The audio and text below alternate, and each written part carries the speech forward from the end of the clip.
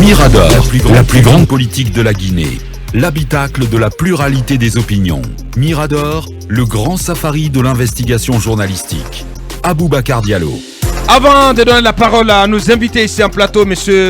Mohamed Kourma, PDG de la société Amana, accompagné de son avocat, Maître Saliou Danfaga.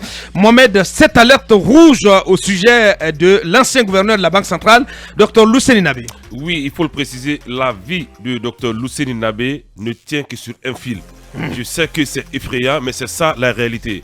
Aujourd'hui, le docteur Lousseni Nabé, avec ses conseils, ont introduit une demande d'évacuation à la deuxième section de la chambre d'instruction à la CREF. Mais aujourd'hui, cette demande est dans les tiroirs, elle n'est pas encore examinée. Alors, de quoi souffre docteur Lousseni Nabé? On nous apprend qu'il souffre d'une pathologie cardiaque sévère qui nécessite, par exemple, où il n'existe aucun traitement radical. C'est-à-dire le plateau technique aujourd'hui qui doit subir d'opération pour... qui doit permettre d'effectuer l'opération qui s'appelle la chirurgie à poitrine ouverte. Une chirurgie à poitrine ouverte, donc on n'a aucun plateau adéquat en Guinée pour effectuer cette chirurgie. Donc les conseils de Dr Lousseni Nabé, même ses proches, ses collaborateurs, sa famille, demandent la clémence aujourd'hui de la deuxième section de la chambre d'instruction de la CREF d'ordonner cette évacuation sanitaire. Tenez-vous bien, récemment il a perdu sa grande sœur aînée qui était sa mère spirituelle. Cela lui a causé un stress énorme. Il n'a pas pu faire le déplacement pour Bangkok pour assister aux obsèques. Donc ça a créé un autre excès de stress dans son corps.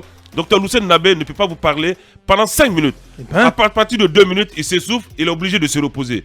Donc c'est une alerte qui est très très rouge. Je ne veux pas dire que ces jours sont comptés. Dieu seul a l'âme de chaque citoyen. Mais aujourd'hui, sa vie ne tient que sur un fil. Que la chambre d'instruction dirige très rapidement sa demande d'évacuation.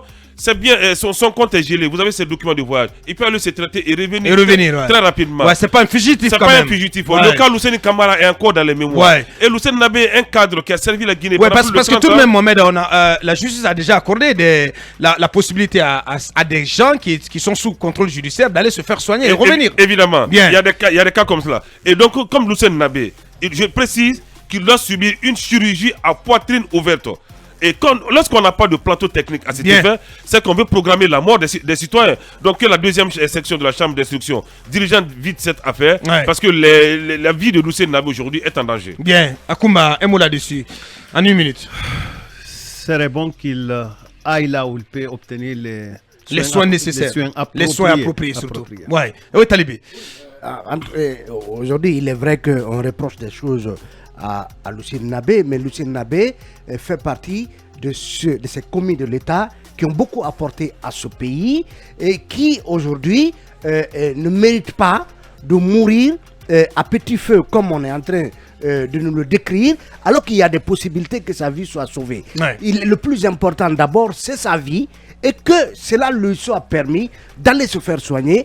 L'État peut mettre en place, et la justice, les conditions de son évacuation pour qu'il soit ramené lorsqu'il aura recouvré sa santé, mais qu'on nous mette à l'abri d'un autre drame, après le drame du décès de son homonyme Lousseni Camara. Vivement, monsieur, il faut s'adresser directement au colonel Mamadi Doumbouya. Je ne mettrai pas ça sous l'angle d'une certaine instrumentalisation de la justice, mais c'est un cas humanitaire. C'est le visage humain. Le colonel ce que Mohamed appelle le visage humain de la doit justice. Intervenir et faire en sorte que, et le ministre de la Justice également, que cette évacuation soit possible. Bien, on espère donc que la justice ou les autorités au plus haut niveau permettront d'offrir un couloir de sortie à Dr Lousseni Nabé les jours à venir ou pourquoi pas dans les heures qui suivent pour lui permettre d'aller se soigner à l'étranger. Est-ce que Mohamed Kabal a rappelé les conditions matérielles et techniques devant permettre une telle opération, une telle prise en charge ne sont pas réunies ici en Guinée.